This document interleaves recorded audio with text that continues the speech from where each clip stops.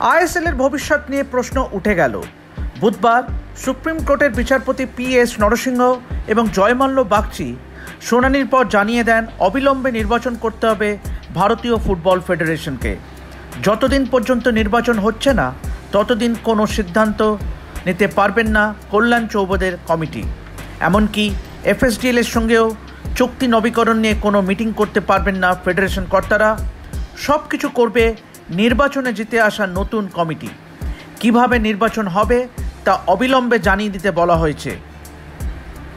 চলতি বছরের 25শে মার্চ শুরু হয়েছিল এই শুনানি। বুধবার স্টেক হোল্ডারদের সঙ্গে এই শুনানিতে অংশ নেয় সর্বভারতীয় ফুটবল সংস্থা, FSDL এবং ministry of youth affairs and sports. দীর্ঘ 11 ঘন্টা শুনানির পর চলে সওয়াল জবাব পর্ব শেষ হওয়ার পর শীর্ষ আদালত নির্দেশ দেয় AIFFকে অবিলম্বে নির্বাচন করাতে হবে। শুনানি চলাকালীন বিশেষ পরামর্শদাতা গোপাল শঙ্কর নারায়ণন বক্তব্য রাখেন ফেডারেশন এবং FSDL এর মধ্যে চুক্তির মেয়াদ বাড়ানো নিয়ে।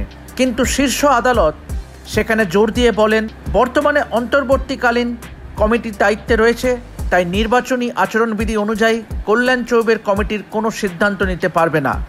এখন দেখার নির্বাচনের দিনক্ষণ কবে ঠিক করে ফেডারেশন, যার অর্থ ISL এর ভবিষ্যৎ নিয়ে চলে এলো ঘোর অনিশ্চয়তা।